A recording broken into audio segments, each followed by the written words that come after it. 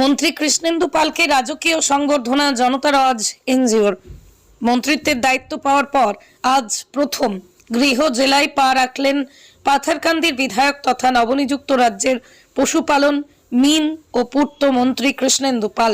এ নিয়ে সীমান্ত জেলায় শাসক দলের কর্মী সমর্থকদের পাশাপাশি সংখ্যালঘু মুসলমানদের মধ্যে আনন্দের উচ্ছ্বাস দেখতে পাওয়া গেল দক্ষিণ করিমগঞ্জ কেন্দ্রের নিলামবাজার লালপুলে।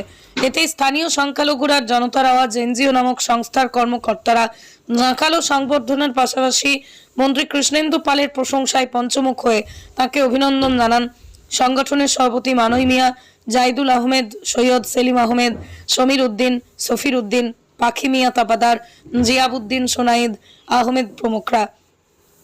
পাথারকান্দির বিধায়ক কৃষ্ণেন্দু পালকে রাজ্য সরকারের পশুপালন, মিন ও পূর্ত বিভাগের মতো গুরুত্বপূর্ণ দপ্তর প্রদান করে ক্যাবিনেট মন্ত্রী রূপে মনোনীত করায় তাকে অভিনন্দন জানান সংস্থার সভাপতি মানই মিয়া। কৃষ্ণেন্দু পালের মন্ত্রিত্ব পাওয়া নিয়ে তিনি বলেন, সীমান্তের পিছিয়ে পড়া এই জেলায় অনেকদিন পর আসামের করিতকর্ম মুখ্যমন্ত্রী শ্রী হিমন্ত বিশ্ব শর্মা একজন যোগ্য, সমাজদরদী, মানবপ্রেমী, বিচক্ষণ, উপযুক্ত ব্যক্তিকে ক্যাবিনেট মন্ত্রী হিসেবে নির্বাচিত করায় শ্রীভূমি জেলায় আমূল পরিবর্তন আসবে। পাশাপাশি বরাক উপত্যকার উন্নয়নের জন্য পৃথক উন্নয়ন বিভাগ চালু করার জন্য মুখ্যমন্ত্রী হিমন্ত বিশ্ব শর্মাকে সাধুবাদ জানায় মানই মিয়া। বলেন, বরাক ব্রহ্মপুত্রের সমবিকাশের ক্ষেত্রে মুখ্যমন্ত্রী অত্যন্ত সচেষ্ট ভূমিকা পালন করেছেন। এদিকে নবনিযুক্ত রাজ্যের পশুপালন, মিন ও পূর্তমন্ত্রী কৃষ্ণেন্দু পাল বলেন, ডাবল ইঞ্জিন সরকার যেভাবে দেশের উন্নয়নে কাজ করেছে সেটা অবিশ্বাস্য। দেশের অন্যান্য স্থানের মতোই শ্রীভূমি জেলায় ব্যাপক উন্নয়ন হয়েছে। সবকা সাথ সবকা বিশ্বাসের মন্ত্রে কাজ হয়েছে এখানেও, ফলে উন্নয়নের গতি ত্বরান্বিত হয়েছে। আর আগামী দিনে হিন্দু মুসলিম সব সম্প্রদায়ের জন্য কাজ করে যাবেন তিনি। যে একটা আবেগিক মুহূর্ত, মাননীয় মুখ্যমন্ত্রী মহোদয়ের ধন্যবাদ জানাইয়ে যে আজকে আমার এত বড় একটা দায়িত্ব অর্পণ করার জন্য আমি চেষ্টা করব যাতে সব নাগরিকের হিতে কাজ করতে পারি। সর্বধর্ম, সর্বভাষাভাষী প্রত্যেকজন, প্রত্যেক সেক্টরে যাতে প্রত্যেক মানুষের যাতে হিতে সবসময় নিজের কাজে নিয়োজিত করতে পারে, এটাই প্রার্থনা থাকবে।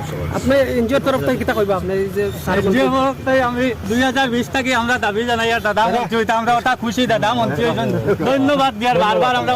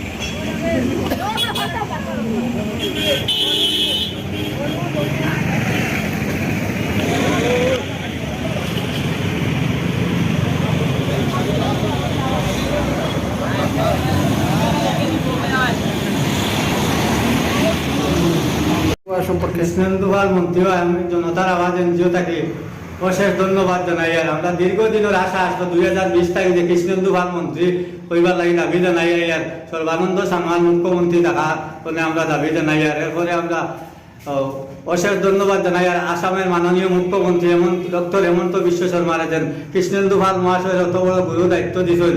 কৃষ্ণেন্দু পাল জিন্দাবাদ, কৃষ্ণেন্দু পাল জিন্দাবাদ। কৃষ্ণেন্দু পালে যে মন্ত্রিত্ব পাইছেন সকল জনগোষ্ঠীর কাজ হইব, হিন্দু, মুসলিম, বৌদ্ধ, খ্রিস্টান সব জনগোষ্ঠীর। কৃষ্ণেন্দু পালের নাম একজন ভালো মানুষ, একজন কাজের লোক, কাজের মানুষ।